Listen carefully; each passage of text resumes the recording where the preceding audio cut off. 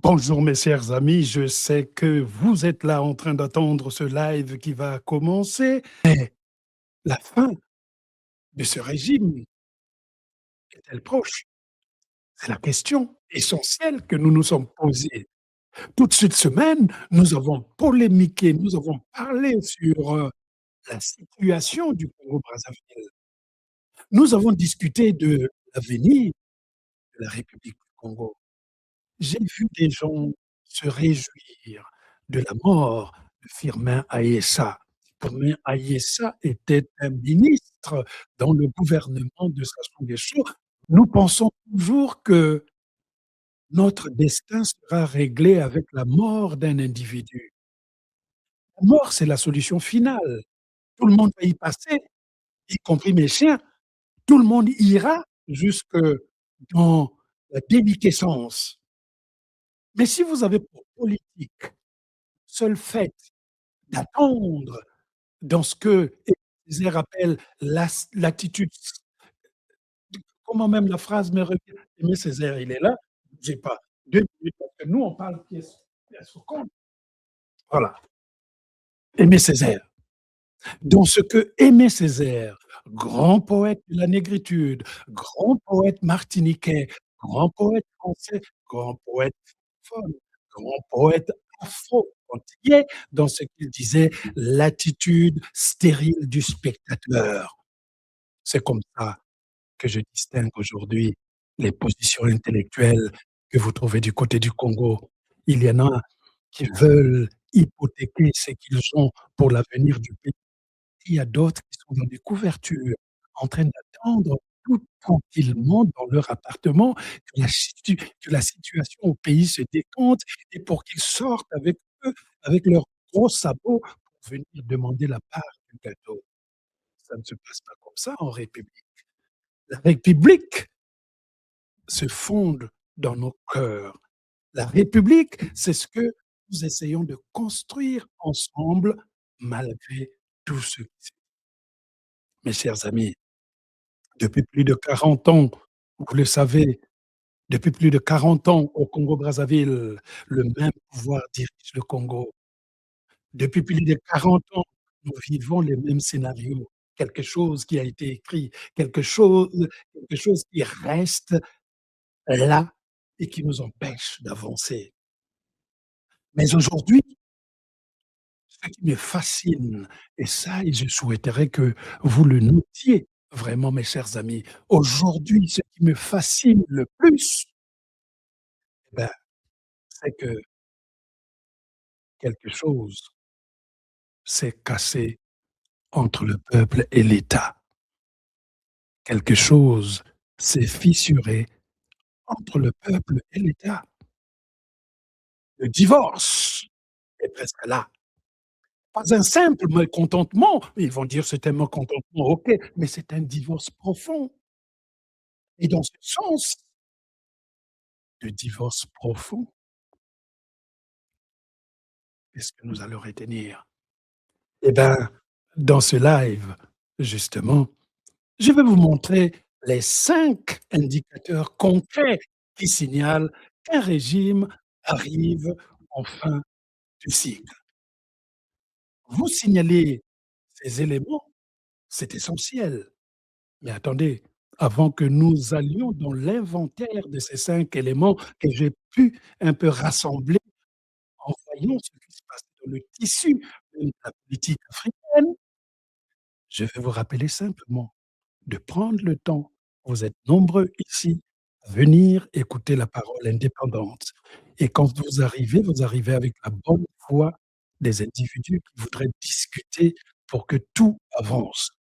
Donc, prenez ce moment, dès maintenant, si vous le voulez bien, de vous abonner à cette chaîne, de partager ce live pour que ce débat ne soit pas une discussion seulement entre les Congolais, mais une discussion avec des individus qui sont épris de liberté, de citoyenneté et même de respect de la vie individuelle. Donc abonnez-vous dès maintenant. Si vous avez, quelques analyses lucides à faire, on le fera vers la fin du live et partagez donc cette vidéo pour que cette réflexion circule. Donc, mes chers amis, nous allons soulever le premier point que je trouve très intéressant en matière de la déliquescence du royaume, vous voyez? Je parle même de royaume, de la déliquescence même, non pas du royaume, du régime de Sassou Nguesso. Première idée, eh ben, l'échec économique malgré les ressources. Personne ne viendra soutenir que le Congo-Brazzaville brille par ses succès économiques. L'élément fondamental, c'est l'économie. Vous savez, lorsque nous apprenions, la philosophie marxiste-léniniste, lorsque vous lisez le Capital de Karl Marx, voire même Ludwig Feuerbach et la fin de la philosophie classique allemande, est-ce que Karl Marx, parlant du capital, parlant de la matière, nous dit selon le prisme de l'économie? L'économie que nous appelons en philosophie l'infrastructure et les idées que nous appelons toujours dans cette philosophie marxiste, les idées que nous appelons les superstructures, c'est-à-dire l'infrastructure, c'est l'économie et c'est l'économie qui donne de la couleur aux idées de la société. Si votre économie est une économie de corruption, de magouille, de vente de pétrole, de votre pensée, votre théorie ne fonctionneront qu'avec l'idée du vol, parce que c'est l'empreinte de l'économie. C'est pour cela que les marxistes-léninistes disent que l'infrastructure, c'est-à-dire grosso modo l'économie, influence la superstructure. L'économie est notre manière de penser depuis que vous êtes nés, mes chers compatriotes. On vous a toujours répété: «Faites tout, soyez comme ceci, allez au travail, faites vos diplômes, essayez d'avancer dans la vie parce que ça sera très dur». Et à la fin, lorsque vous remplissez toutes les cases, vous allez vous rendre compte que rien de cela n'est une vérité absolue, puisque les idées même qui circulent dans la société congolaise sont des idées de rapine, de préemption, de vol et même de soustraction frauduleuse de la chose publique. La soustraction frauduleuse de la chose publique, c'est ce que définit l'article 300, je crois, les juristes me corrigeront, l'article 300, je crois 79 du code pénal. La soustraction frauduleuse de la chose d'autrui, c'est-à-dire autrui, c'est le peuple et la soustraction frauduleuse, vous attendez que le peuple dorme pour plier, sur sa situation. Donc, premier indice, première vérité sur le déclin de ce royaume, c'est l'aspect plutôt économique. Mais on peut aussi rajouter à cet aspect économique, le deuxième point que j'ai noté ici, une jeunesse qui ne croit plus au récit, une jeunesse qui refuse votre récit officiel. C'est une jeunesse qui voudrait voir les choses sous le prisme de la vérité. Et dans ce sens, cette jeunesse refuse le discours officiel. Cette jeunesse ne voudrait plus du tout même écouter ce que raconte le gouvernement. Regardez, avant l'information, ben, c'était tranquille, c'était centralisé, Radio Congo, télévision congolaise, on avançait, on faisait ce qu'on voulait. Avant, l'information était centralisée. Aujourd'hui, la jeunesse compare, on l'a dit souvent ici, la jeunesse analyse, la jeunesse débat, la jeunesse refuse, la jeunesse observe d'autres trajectoires en Afrique et puis cette jeunesse voit que le développement est possible. Ladies and gentlemen, n'importe quel jeune, même mes petits frères et autres là qui sont dans la rue, même mes petits frères et autres là qui sont accusés parfois à tort d'être Kuluna ou pas Kuluna, même ces gens, ils pensent une fois que le développement est possible et puis quand les discours officiels du gouvernement congolais ne convainc plus, le pouvoir commence à s'effriter intérieurement. Ces discours, c'est fini. Ces discours, c'est fini. Ah, je rigole pas sur cette question. Partagez-moi ce débat-là pour que tout le monde se connecte et on va discuter à la fin parce que si vous pensez que la jeunesse joue un rôle clé, si vous pensez que la jeunesse est l'espoir de notre Afrique, faites circuler, cette vidéo et nous discuterons tout à l'heure dans les commentaires. Alors, je pense que le discours officiel ne tient plus. La jeunesse est incrédule, la jeunesse refuse ce que lui raconte, la narration officielle. Et la troisième idée, parce qu'il faut qu'on y aille quand même pour que nous voyions dans quelle mesure cette avancée se fait pour que nous discutions tranquillement. La troisième, qu'est-ce qui s'est passé? Oh là là, excusez-moi. Ah, je reviens sur le live. Techniquement, je ne suis pas le plus doué des débatteurs. Alors, l'autre question, c'est ça, la vérité. La peur change de camp. Je tenais beaucoup à ce chapitre, notamment, changement du camp de la peur. Qui a maintenant peur? Est-ce que c'est le peuple? Mais si c'est le peuple, ça serait incongru, puisque le peuple a toujours, été troublé, intimidé, secoué et le peuple a vu que ces troubles et ces intimidations ne sont parfois que les actes des tigres en papier. Et aujourd'hui, eh ben, la peur, il change de camp. Ce n'est plus du côté du peuple, c'est maintenant du côté du gouvernement, du du gouvernement, congolais, précisons exactement.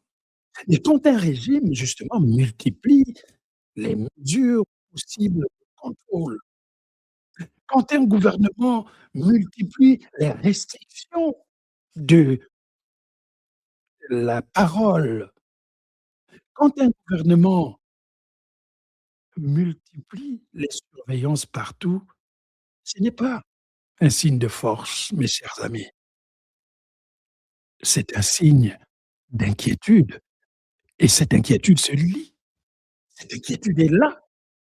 Donc la peur, dans ce sens, a changé de camp. Il y a une vérité que je voudrais vous dire, en l'occurrence, sur le changement de la peur, c'est que les systèmes qui sont confiants gouvernent. Les systèmes qui sont fragiles verrouillent. D'après vous, une question que je vous pose et qu'on pourra débattre de l'autre côté. Est-ce que le régime congolais appartient au système confiant qui gouverne ou bien au système fragile qui verrouille? Très bonne question à laquelle vous pouvez déjà commencer à répondre dans les commentaires et puis lorsque je prendrai votre parole en échange, je répondrai, je mettrai, à la vue de tout le monde vos réponses. N'oubliez pas la question qui est essentielle. Le gouvernement congolais actuel, est-ce qu'il appartient au système confiant qui gouverne ou bien au système très fragile qui verrouille? Pour une question de dissertation, à l'époque, lorsque j'allais à l'école, au lycée Karl Marx et qu'on nous donnait une dissertation de cette, ampleur, j'étais tout à fait content parce que je voyais déjà l'introduction, comment j'allais m'enflammer, comment j'allais poser la question fondamentale, dresser le plan, puis bâtir la thèse, la synthèse, l'antithèse, la conclusion et puis le feu d'artifice intellectuel final. La peur a changé de camp, mes amis. La peur n'est plus de votre côté. Si vous avez peur, c'est que vous ressemblez à ces animaux qui, regardant leur propre silhouette, pensent qu'on va les attaquer. J'ai le souvenir pour raconter, cette histoire. J'ai le souvenir d'une fable. Si vous trouvez le nom de la fable, dites-le moi en commentaire. J'ai le souvenir de la fable de La Fontaine. Je ne sais pas si c'était les animaux malades de la peste. Et je crois que c'est une, fable dans laquelle La Fontaine racontait l'histoire de mais je crois que c'est les animaux malades de la peste, je sais pas. Il raconte une histoire dans laquelle le lion avait été blessé par un animal à cornes. Ça peut être, je sais pas, buffle, zèbre, tout le lion avait été blessé par un animal à cornes et donc, dans sa colère et sa vengeance, le lion cherchait à s'attaquer les animaux qui avaient des cornes. Parce que le lion savait qu'il avait été blessé par un animal à cornes. Donc si je vois un animal à cornes quelque part, je l'attaque, je le dévore. Mais le problème, c'est que dans la même fable, vous aviez, je crois, le lièvre qui passait par là. Vous savez que le lièvre a des oreilles très longues. Le lièvre a dit: «Attention, on ne sait jamais, dans la nuit, on risque de me prendre pour un animal à cornes à cause de mes oreilles, donc je vais quand même m'enfuir». Et donc, dans cette perspective, nous nous retrouverons dans une situation congolaise des animaux malades de peste. C'est-à-dire que nous ne savons pas quel est le danger, nous ne savons pas quelle est la direction. Nous savons seulement qu'il y a des gens qui veulent maintenir la peur pour étirer leur gouvernement ad vitam aeternam. C'est ça aussi. Donc cette peur qui change de camp, cette peur qui fait que le gouvernement congolais fait désormais partie des gouvernements fragiles qui verrouillent, et ben, cette peur change de camp. Commençons à parler.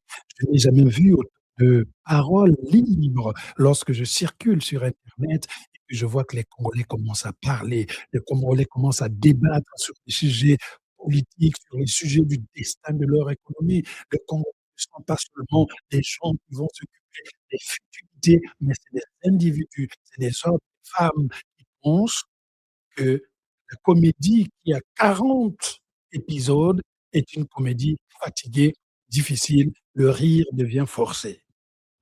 Et dans ce sens, nous pouvons avancer à la 3e idée que j'avais, gardée pour vous ici, non la 4e maintenant, hein. La 4e idée que je veux garder mais pour vous, elle est là, elle était déjà visible, c'est l'idée sécuritaire. Le repli sécuritaire fait partie des ces indices qui montrent que l'heure de la fin est proche. L'heure de la fin est désormais et si vous voulez que ce repli sécuritaire soit l'élément qui montre le plus la capacité peut-être de pouvoir, j'allais pas même dire renverser, la capacité de pouvoir disséquer ce régime dans sa crainte, c'est que quand l'énergie politique qu'ils ont se concentre davantage sur la consolidation du pouvoir que sur la création d'opportunités, c'est ce qu'on appelle le repli sécuritaire. Ce régime qui, déploie toute son énergie dans la consolidation de son pouvoir au lieu de créer des opportunités. J'ai vu une ministre, c'était une vidéo, je crois qu'un préfet tout là dans le nord du pays, qui s'est vanté d'avoir, enfin donné au village ou je sais pas à la commune, une fontaine d'eau. Mais madame, ça fait 40 ans, vous pouvez rester 40 ans sans boire de l'eau? Vous faites une fontaine que n'importe quel, Congolais pourrait offrir à votre village, vous en faites une affaire de promotion. Offrir une fontaine à un village, toutes les associations le font. J'ai des amis français, mexicains et autres qui mettent leurs fonds pour aller donner une fontaine, créer une école en Afrique. Mais vous, après le pouvoir, vous vous réjouissez qu'un village à la dans la cuvette au Wando ait reçu enfin, de l'eau et en plus, quand on voit la construction même de l'édifice, c'est de l'amateurisme grégaire. C'est dans ce sens que le repli sécuritaire et donc pendant cette période de campagne électorale, on va essayer de vous donner des indices qui vous feront oublier la faim que vous avez depuis 40 ans. Mais comme je sais que les Congolais sont des coriaces intellectuellement, ils ne vont pas se laisser tondre le dos comme ça là par un gouvernement qui tout d'un coup arrive à son épilogue. Le repli sécuritaire est grand puisque la préoccupation, la conséquence du repli, sécuritaire, c'est que le gouvernement est plus préoccupé à maintenir sa continuité. Le gouvernement est plus, préoccupé à faire de sorte qu'il fasse des mandats successifs et non le développement. Cela donc indique que le gouvernement, si on était au football, le gouvernement est dans une phase défensive.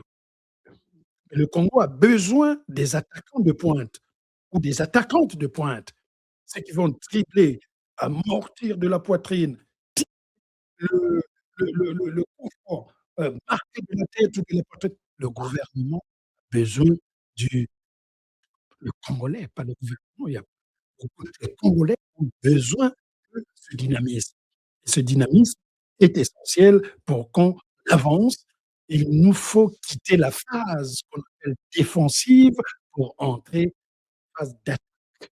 L'attaque qui est une phase en elle-même, dynamique, qui est une phase forte justement pour nos sociétés. Donc, vous constaterez que les régimes en fin de cycle se protègent plus qu'ils ne transforment. Pourquoi les régimes en fin de cycle passent leur temps à protéger, transformer? Imaginez si tout d'un coup, vous avez fait 2 ans de travaux publics visibles dans le monde entier. Aujourd'hui, nous serons là en train même de porter, heu, Sassou Nguesso sur le tipoil doré pour qu'il continue ses mandats. Mais après 40 ans de mariage, c'est comme si on n'a pas eu le bonheur pendant ces 40 ans, ce qui est le cas, puisque le Congo-Brazzaville a été une succession d'événements politiques et je rappelle toujours, comme je l'avais écrit dans, certains de mes livres, notamment Les Petits-fils nègres de Vercingétorix, qui parle des conflits de 92 et puis Les cigognes sont immortelles, l'histoire générale du Congo, de la République du Congo, depuis les premiers coups d'État jusqu'au retour de Sassou Nguesso et le renversement de Pascal Lissouba. Et donc là, dans, cette, 4e vérité de répit sécuritaire, on leur dira tout simplement que les régimes qui sont en fin de cycle se protègent toujours plus qu'ils ne transforment. Et donc ce qui nous fera avancer vers, notre 5e point pour qu'après je fasse une conclusion et vous donne la parole. Je regarderai toutes vos questions. Rassurez-vous, vous serez traités à égalité. Mais n'oubliez pas pendant que vous y êtes de faire, transférer la vidéo ici et là pour leur discussion et aussi cliquez vos j'aime. Merci déjà pour beaucoup sur Facebook qui font des stars, qui souscrivent et autres et qui ont confiance dans cette parole indépendante. Si je pourrais vous amener vers ce que je considère comme la 5e vérité, je l'ai dit un peu tout à l'heure, c'est le divorce entre le peuple et l'État.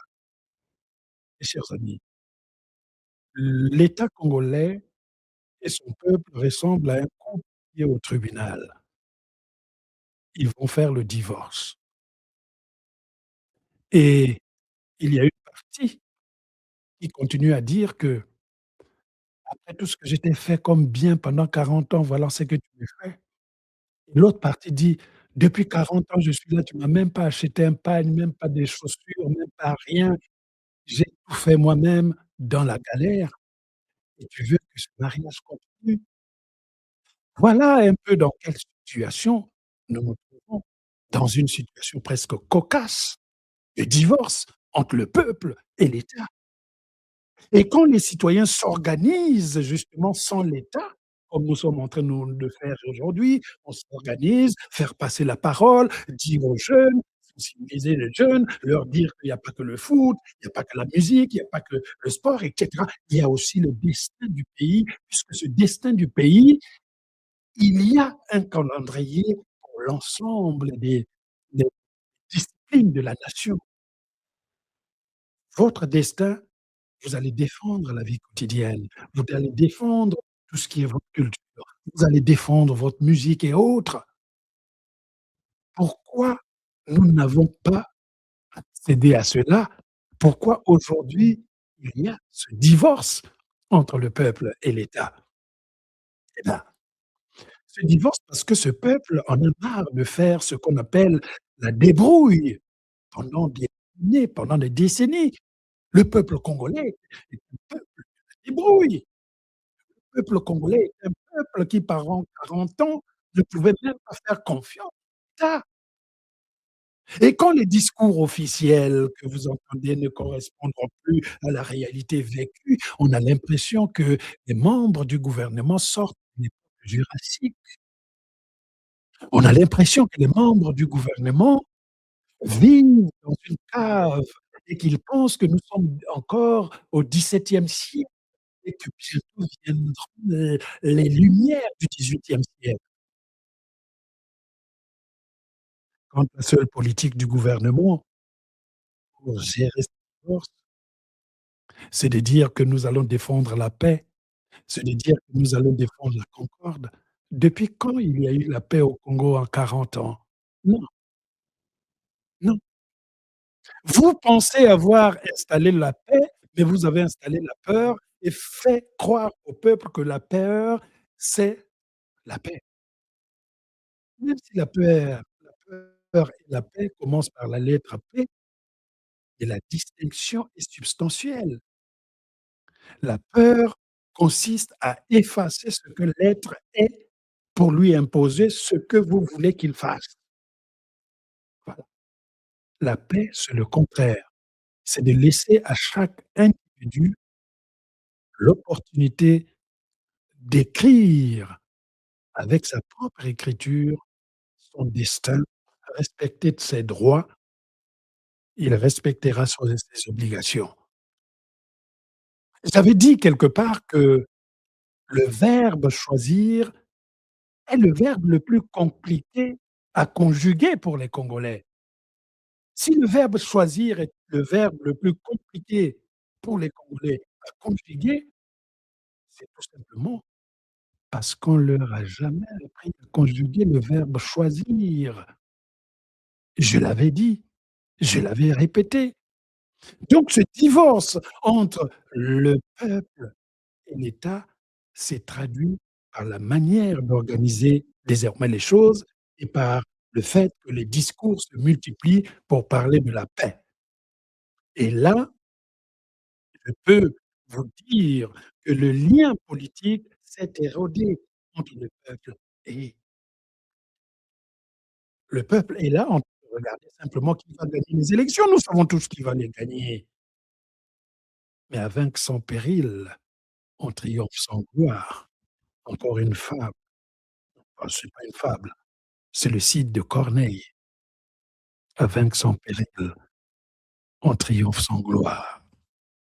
Et donc dans ce 5e élément essentiel, on voit que le lien politique s'est érodé. On voit aussi que le cycle s'est achevé.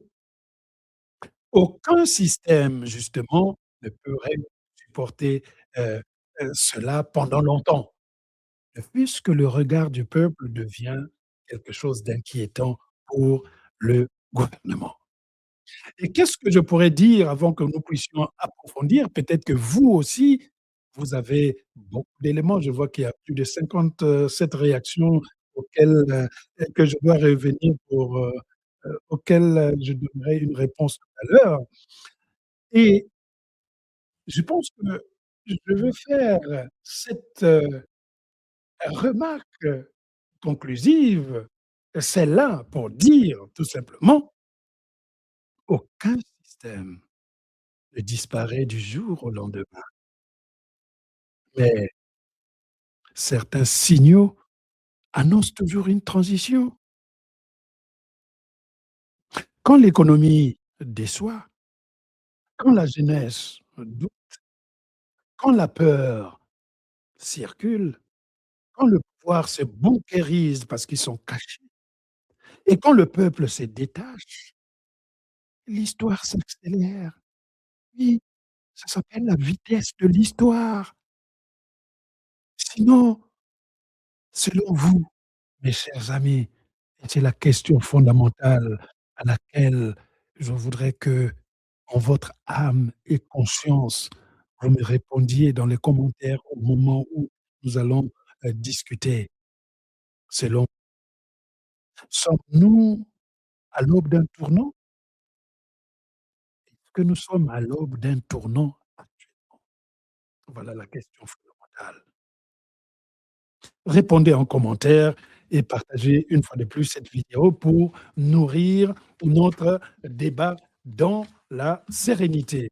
Voilà, je vais prendre, maintenant la partie discussion avec vous pour, vos questions. Vous pouvez poser vos questions, je vous jure, je réponds sans filtre et n'hésitez pas aussi de, heu, d'être dur et honnête envers vous-même, parce que nous n'avons pas le monopole de la raison.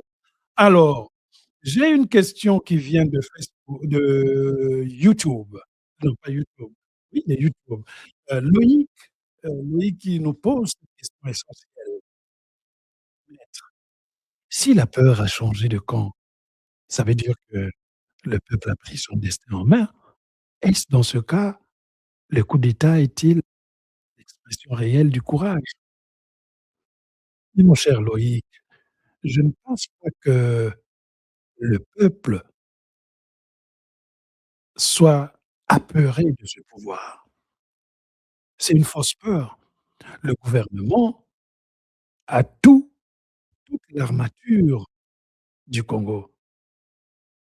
Vous savez, il y a un proverbe congolais qui dit qu'on ne demande jamais l'âge de celle ou de celui qui tient une arme. C'est ça. Le gouvernement a l'arme massive de destruction de la population. C'est pour cela qu'à chaque instant, le peuple congolais est toujours pris comme étant le punching ball sur lequel n'importe quel, ostrogoth vient parler au nom du gouvernement et faire subir des injustices au peuple congolais. Mais votre question est très intéressante. Vous ajoutez: «Est-ce dans ce cas, le coup d'État est-il l'expression réelle du courage?» Le coup d'État n'a jamais été l'expression réelle du pouvoir, du courage. Le coup d'État, c'est vrai, nous sommes une nation qui en a accumulé. On a des coups d'État, à l'époque, voilà, que je Samba Deba, Marien Ngouabi, Yombi Opango, Saheso, nous avons une culture de coup d'État. Peut-être le seul pays qui dépasse les Congolais dans le coup d'État, ça doit être Haïti, mais nous ne devons pas être jaloux d'Haïti puisque nous aussi nous avons nos coups d'État, hein. Voyez-vous, on en arrive à exprimer un bonheur d'avoir, un tribut de coup d'État. Donc ce n'est pas du courage.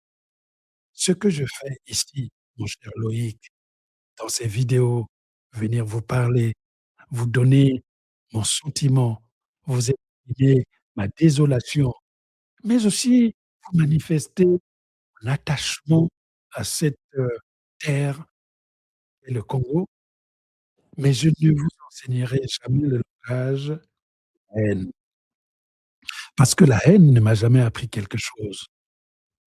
C'est plutôt l'amour, la générosité, disponibilité qui m'ont appris à vraiment vivre avec sérénité en me disant que si je peux faire quelque chose qui puisse faire respirer ne fût-ce qu'un seul individu, alors je gagne un grand combat. Alors, merci beaucoup mon cher, hein. Alors, on va prendre une question de Facebook. Ça, c'est le pass Vincent. Maître Alain, parlez-nous de votre conversation avec le président François Hollande pendant les événements du changement de la constitution au Congo. J'avais promis de ne pas vous cacher la vérité. J'avais promis d'être droit avec vous et je le serai encore, d'autant plus que c'est une des pages de ma vie dont je suis le plus fier. C'est-à-dire prendre rendez-vous avec, le président de la République française. Je vous rappelle que j'avais pris rendez-vous avec le président de la République française. J'avais pris rendez-vous avec le président, à l'époque, le premier ministre, du de Hollande et le maire de Nantes. J'avais pris également rendez-vous, je pense que c'était avec Nicolas Sarkozy et j'avais pris plusieurs rendez-vous avec, Emmanuel Macron et je ne les dis pas. J'ai aussi écrit un discours pour Emmanuel Macron à l'occasion des peuples noirs, dont on rendait l'hommage du côté de la Normandie. C'est le discours que j'avais rédigé et quand j'avais fini de rédiger le discours pour Emmanuel Macron, il avait estimé qu'il était nécessaire plutôt que ce soit moi qui présente le discours à tous les ambassadeurs et les chefs d'État qui étaient là. Votre ambassadeur, Rodolphe Adada, était là et ne voulait pas me saluer. Vous le savez, il était là. Et c'est le président du Mali qui est venu me dire: «Mais il y a votre ambassadeur qui est à côté. Venez monsieur Mabankou, je vous amène vers votre ambassadeur» et c'est à ce moment-là que l'ambassadeur Rodolphe Adada est venu me voir. Non, pas est venu me voir, que le président du Mali m'a mené vers l'ambassadeur et à la fin, quand on se promenait, il y avait Emmanuel Macron, le président du Mali et il m'avait mis au milieu. On avançait, on progressait en discutant justement de ces grands problèmes. Les présidents français vous diront quand je vais là-bas, c'est pas j'ai pas faim. C'est ça qu'il faut que vous sachiez, la passe. J'étais allé voir François Hollande pour lui exprimer mon désapprobation de la modification de la constitution faite par le Congo et une modification qui avait été indirectement acceptée, agréée, estampillée par le gouvernement français. J'avais dit tout ce que je pensais. J'avais été là-dessus, c'est vrai. J'étais là, j'ai dit: «Voilà, je ne, pense pas qu'à ce moment-là, vous devriez recevoir le président Denis Sassou Nguesso ici parce que la constitution vient de changer». Rappelez-vous, ça avait pris beaucoup de temps avant que la Fran avant que Sassou revienne, heu, la une dans le palais, là-bas. Je crois qu'il a fallu une autre élection. Donc j'étais allé manifester ce que le Congolais m'avait demandé de faire, c'est-à-dire aller voir les autorités françaises et leur dire que cette modification de la constitution est un coup d'État qui n'a même pas sa place dans le livre de François Mitterrand qui s'appelle le coup d'État permanent lorsqu'il s'agissait un peu de cette situation du général de Gaulle qui commençait à prendre des galons comme s'il était un monarque africain. C'était ça la jeunesse de l'écriture du coup d'État permanent de François Mitterrand, qui est un des grands livres. Parce que moi, je préfère le livre de Mitterrand, Le coup d'État permanent, comparé à l'autre. Je pense qu'il avait écrit aussi L'abeille et l'architecte, mais c'était extraordinaire. Donc François Hollande a entendu. Puis je suis allé voir son premier ministre. Il faut toujours, dans la vie, garder en soi cette sorte de regard de culpabilité que vous lisez à travers la personne qui est en train d'aider en cachette ceux qui sont en train de tuer le Congo-Brazzaville. Je voulais avoir un regard, je voulais sentir autour, je voulais comprendre. Je voulais dire avec des mots les plus directs ce que signifierait une réélection de Sassou Nguesso à cette époque-là et c'est ce qui s'était passé. Nous avons fait un entretien d'1 heure et je suis fier de cet entretien. Donnez-moi 2 secondes que je puisse recharger, sinon on va être coupé dans notre lancée. Voilà, que je puisse voir. Est-ce que c'est clair? C'est bon. Mmh. Voilà. Est-ce que je peux bon, j'espère que ça va pas on a combien de batterie ici? Oh, c'est bon.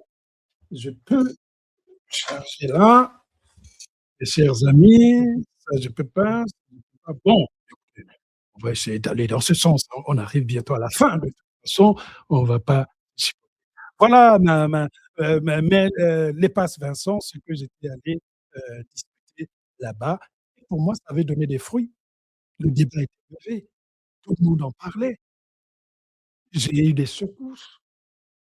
On a parlé de l'actualité congolaise partout dans les médias. C'est ça. Mon rôle n'est pas d'aller voir le gouvernement français pour dire: «Libérez le Congo». Vous êtes assez adulte pour vous libérer. Pourquoi vous voulez toute tutelle pour pouvoir exprimer votre libération? On n'est pas obligé de se libérer grâce à la France. On peut aussi se libérer grâce à nous-mêmes et c'est pour ça que j'étais allé voir François Hollande et c'est pour ça que s'il le faut, j'irai aussi voir, heu Emmanuel Macron, même s'il va partir, son mandat est arrivé à expiration, comme on pourrait dire. Voilà donc ce que je pourrais vous répondre. Pour le reste, nous avons eu d'autres discussions privées qui, font que, c'est quand même un personnage d'État, je ne peux pas tout dire. Donc je peux garder au moins ce que nous avons. Alors, j'espère que j'ai trouvé une autre question. Voilà le doyen, voilà. Une question de Facebook.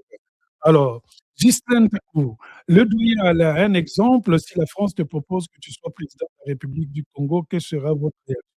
Ghislain, il faut qu'on arrête l'idée selon laquelle c'est la France qui va vous dire qui sera le président de la République.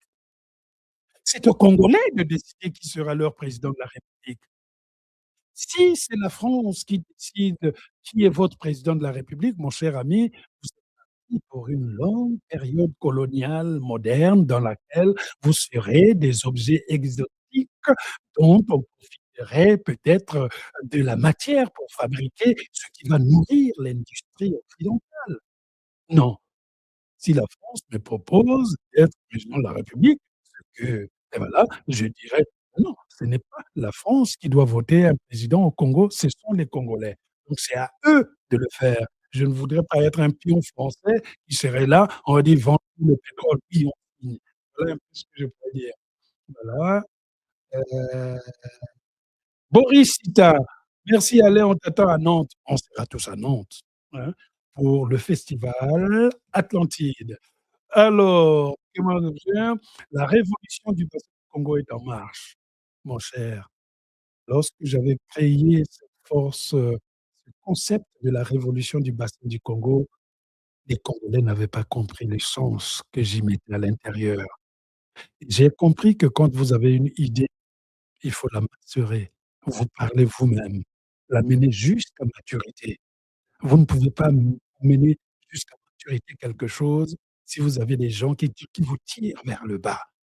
La révolution du bassin du Congo est inéluctable, je l'avais dit, les signes sont là, ça s'est propagé du côté du Gabon, ça s'est disséminé à gauche et à droite. Il n'y a que les membres du gouvernement congolais qui ne le savent pas.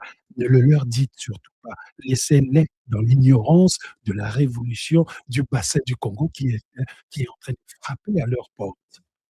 Alors, on prend une autre question avant que ma batterie là saute. Voilà. Que je trouve quand même un moyen, celui-là c'est le micro, donc ça va être difficile. Voilà, attendez-moi 1 minute, c'est bon. Le voilà, c'est bon. Alors je vais prendre, un autre commentaire. Ce sont les là. Mmh mh. Je vais juste au début parce que Voilà. Alors, mmh, voilà, ça c'est Yuka, c'est bon le son Yes We Can Hear, bonsoir depuis Brazzaville, voilà, bonsoir depuis Paris, bonsoir, bonsoir, Pris Wakani, bonsoir tout le monde, les Griffons, Clegg, Rodney, bonsoir à tout le monde, Tango, bonsoir, bonsoir à tout le monde, je vous salue au dernier moment, voilà, voilà, cette question intéressante, depuis, YouTube. De la discussion jaillit la lumière. Je croise les bras, je regarde le maître et j'écoute. Nous sommes tous dans la discussion. Il n'y a pas de maître, il n'y a pas d'élève. Je préfère cette vérité biblique qui dit que pour rentrer dans le royaume des cieux, il faut se faire tout petit, redevenir cet enfant. Merci, merci, merci, Pris. Ziana TV, c'est quoi? Qu'est-ce que Ziana TV a fait? Hein? Voilà, voilà, voilà. Rodney, c'est au gouvernement surtout de faire quelque chose. Voilà, on est d'accord. Voilà, TV5 Monde, voilà. Ah, voilà, voilà, c'est lui qui me traite de Socrate. Titos, Anaïd, merci beaucoup à vous. Merci. Est-ce que j'aurai le temps de vous saluer tous? Qu'est-ce que c'est que ça? Ah ouais, il y avait un problème de son? Non. Alors cette question des reins, c'est bon, ça c'est bon, c'est bon. Qualité son, c'est bien. Qu'est-ce que c'est que ça? Qualité du son, 1 heure 3. Mmh, voilà. La qualité du son, elle est bonne, non? Qu'est-ce qu'il y a? Quand même, hein? Maître champion beauté, voilà. On a du mal à suivre, le son est mauvais. C'est vrai que le son est mauvais? Oh là là! OK, beh, je vais vérifier faire ça pour la prochaine fois. Qu'est-ce qui te Oh, il y avait un écho, mais qu'est-ce qui me faisait cet écho-là?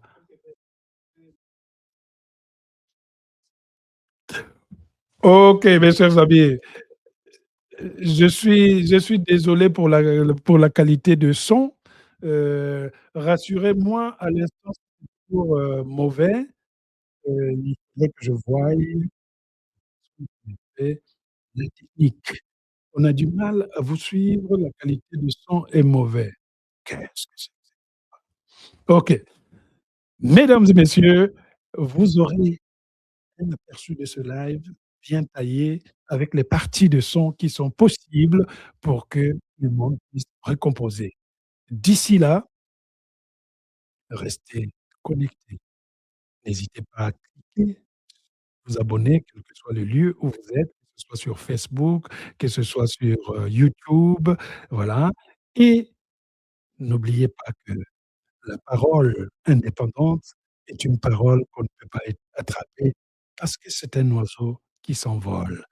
Voilà, mes chers amis, et on se retrouve le samedi prochain pour un autre live. Dans la semaine, on postera des choses au fur et à mesure. Cata et à très bientôt.